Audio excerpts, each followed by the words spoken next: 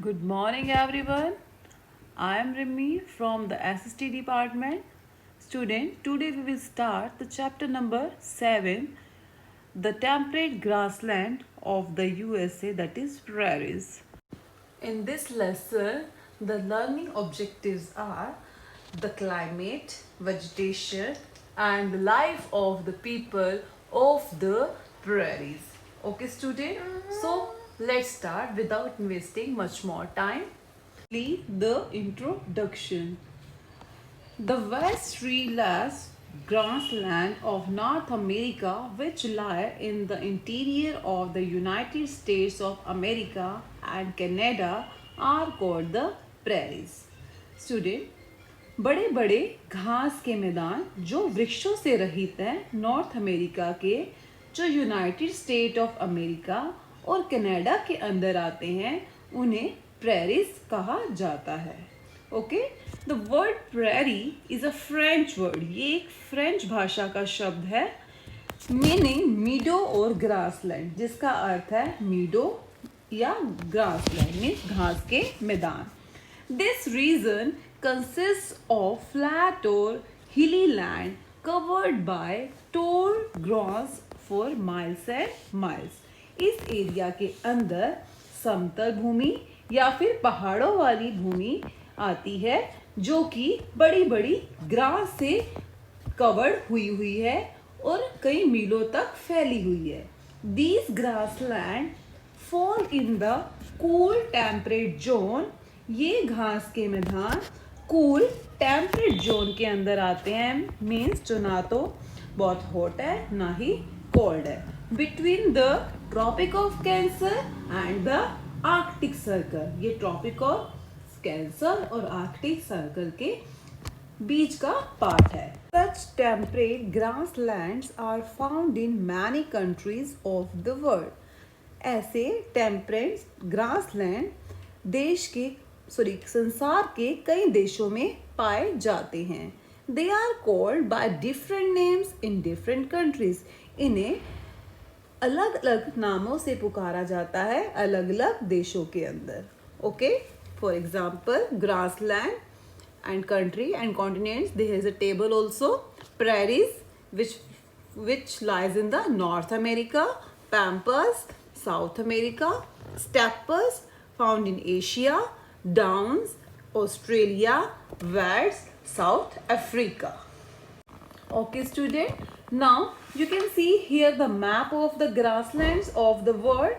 That here you see prairies lie in continent North America and pampas. Here's the map of world. Pampas in South America and veld is in Africa. Okay, and steppes you can see in Asia and the downs in Australia. Okay student, now we will start the climate. Which type of climate is found in the grasslands? The grasslands of North America have a cool temperate climate. ठीक है, जो north America में grassland है prairies, वहाँ पर cool temperate climate रहता है, means ना तो ठंड होती है ज़्यादा ना ही ज़्यादा गर्मी होती है. The summers are not very hot. समर्स में ज़्यादा गर्मी नहीं होती, but the winters are quite cold. Winter में थोड़ी बहुत ठंड होती है. There is a moderate rainfall. यहाँ पर रेनफॉल भी मॉडरेट होती है, मीन्स ज़्यादा नहीं होती. Mostly during the spring. कब होती है? स्प्रिंग के टाइम, स्प्रिंग सीजन में होती है. In winter there is a heavy snowfall. और विंटर में क्या होता है? बहुत ज़्यादा स्नोफॉल होता है. We will start the vegetation, means which type of plants are grown here.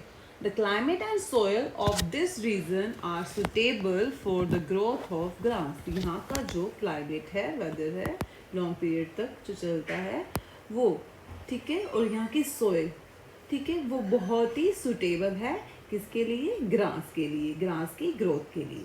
The prairies which used to be covered with thick grasses are now the biggest wheat growing region in the world and are called the world's wheat basket. ठीक, means prairies which is used to be covered, जो कि covered है with thick grass से, ठीक है, are now अब वो the biggest wheat growing region in the world. अब वो क्या बन गया है, एक संसार का सबसे बड़ा गेहूं उपजाने वाला एरिया बन गया है।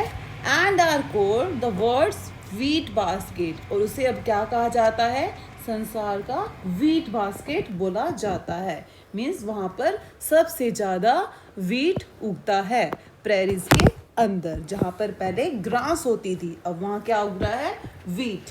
Wheat produced here is enough not only for the country. यहाँ जो वीट होता है, वीट जो यहाँ पे प्रोड्यूस होता है वो सिर्फ उसी कंट्री के लिए इनफ नहीं है, इसे संसार के दूसरे देशों में भी एक्सपोर्ट किया जाता है। The reverse Mississippi and Missouri flow through the prairies. Prairies के अंदर कौन सी दो नदियां हैं, मिसिसिपी और Missouri. Okay, through the prairies, prairies के अंदर बहती हैं and provide enough water for cultivating wheat. और ये वीट की कल्टीवेशन, सिंचाई के लिए क्या हमें वाटर प्रोवाइड करती है। Okay student, today we will read only this part of the chapter. In the next class we will do another part. Okay, thank you, have a nice